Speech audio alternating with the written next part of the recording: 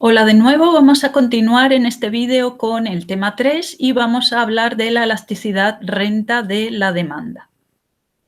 Bien, entonces, a diferencia de la elasticidad precio de la demanda, en este caso lo que vamos a ver es cómo varía la cantidad demandada de un bien ante cambios en la renta de los consumidores. Bien, entonces, aquí, a diferencia también de la elasticidad precio de la demanda, sí que nos interesa ver el signo del resultado que obtengamos, porque el signo aquí puede ser positivo o negativo y eso nos va a interesar para interpretar el resultado.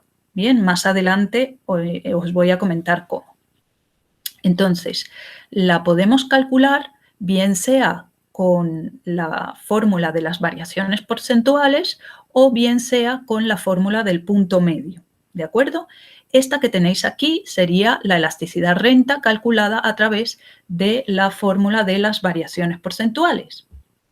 Entonces tenemos que la elasticidad renta en este caso sería la variación porcentual de la cantidad demandada de un bien X partido por la variación porcentual de la renta, ¿de acuerdo? Y esto sería igual a Q2 menos Q1 partido por Q1 multiplicado por 100, ¿de acuerdo? Y todo eso dividido entre R2, que sería la renta, menos R1 partido por R1 multiplicado por 100.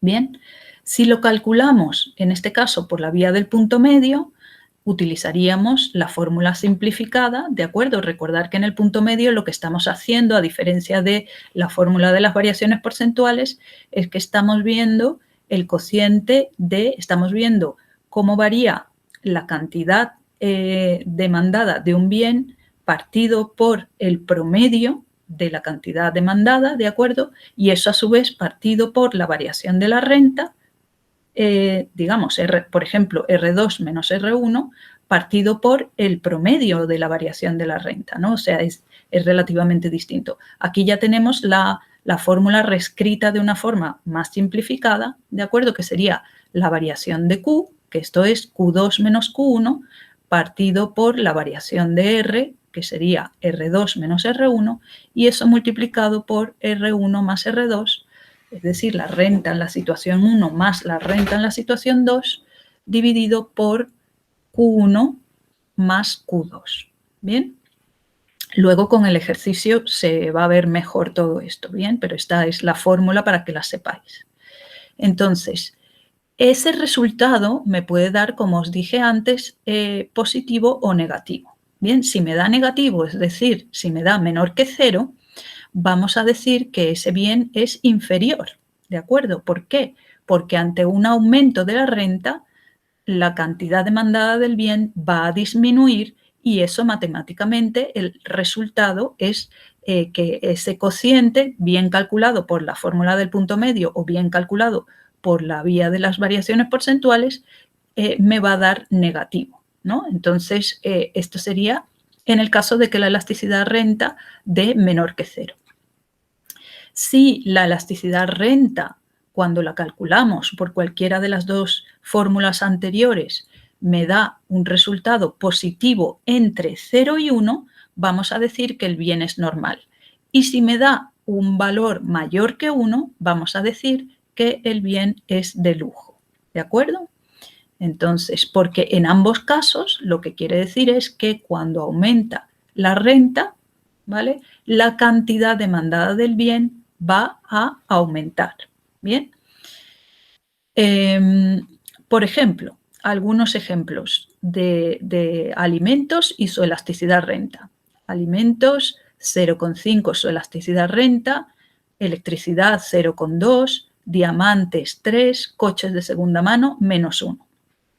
Para poder interpretar estos resultados, si es un bien normal, si es un bien de lujo, si es un bien inferior, nos tenemos que fijar en el valor del resultado y de su signo. Por ejemplo, coches de segunda mano, al ser menos 0,1, eso nos va a permitir decir que es un bien inferior, porque eso lo que está indicando es que cuando aumenta la renta del consumidor o de los consumidores, si estamos hablando de un mercado, cuando aumenta la renta, disminuye la cantidad demandada de ese bien. ¿De acuerdo? Y, por ejemplo, en el caso de los alimentos o la electricidad, como me da una elasticidad renta entre 0 y 1, un valor positivo entre 0 y 1, diremos que el bien es normal. Cuando me da un valor positivo mayor que 1, diremos que el bien es de lujo. ¿De acuerdo? Bien, entonces la autoevaluación, como siempre, al acabar una parte. Decimos, ¿qué mide la elasticidad renta de la demanda? Recordar, muy importante, que lo que está midiendo la elasticidad renta de la demanda es cómo varía la cantidad demandada de un bien ante cambios en la renta de los consumidores de ese bien. Si un bien tiene una elasticidad renta igual a -5, podemos decir que dicho bien es normal, justifique su respuesta. No, como me da un valor negativo, decimos que ese bien es inferior. ¿Y cuál es la explicación? Que ese signo negativo me está indicando que cuando aumenta la renta, disminuye la cantidad demandada. ¿De acuerdo? Entonces, eso pasa a recordar, como vimos en el tema 2, con los bienes inferiores.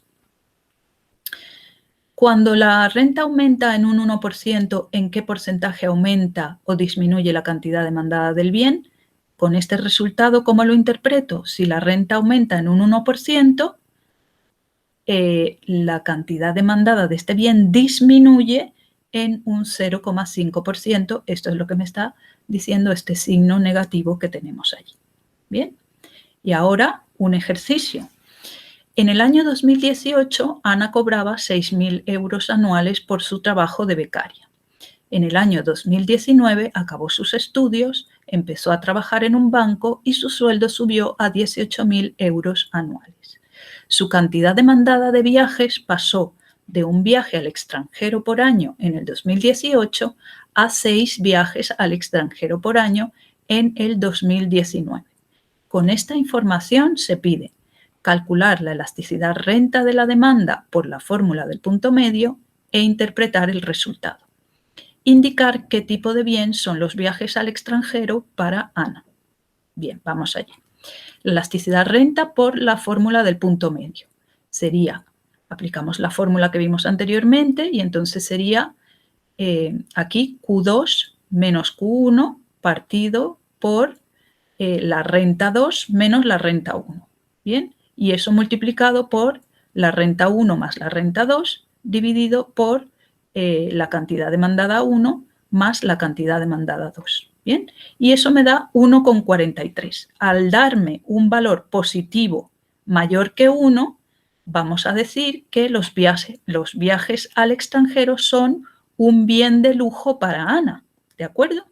¿Y cómo podríamos interpretar este valor que está aquí? Cuando la renta aumenta en un 1%, la cantidad demandada de viajes al extranjero aumenta en un 1,43%.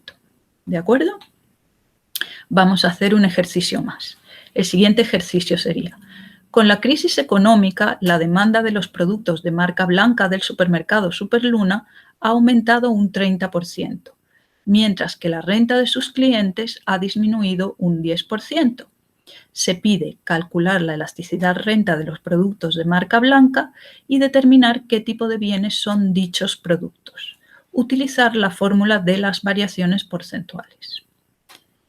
Entonces, con los datos del enunciado anterior, la fórmula de las variaciones porcentuales sería variación porcentual de la cantidad demandada de un bien X partido por la variación porcentual en la renta. ¿De acuerdo? Entonces, me dijeron que los bienes de marca blanca aumentaba su demanda en un 30%, mientras que la renta de los consumidores disminuía en un 10%.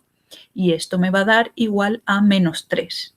Dado que la elasticidad renta es negativa, ¿qué podemos decir? Recordar, pues vamos a decir que los bienes de marca blanca del supermercado Superluna son un bien inferior. ¿De acuerdo? ¿Y cómo interpretamos este resultado que tenemos aquí? Cuando la renta aumenta en un 1%, la cantidad demandada de ese bien disminuye, en este caso, en un 3%. ¿Vale? Digo que disminuye por este signo negativo que tengo aquí. ¿De acuerdo? Bien, entonces, hasta aquí la elasticidad renta de la demanda. En el siguiente vídeo vamos a hablar de la elasticidad precio cruzada de la demanda, que quiere decir cómo varía la cantidad demandada de un determinado bien ante cambios en el precio de los bienes relacionados. ¿De acuerdo? Venga, hasta el siguiente vídeo.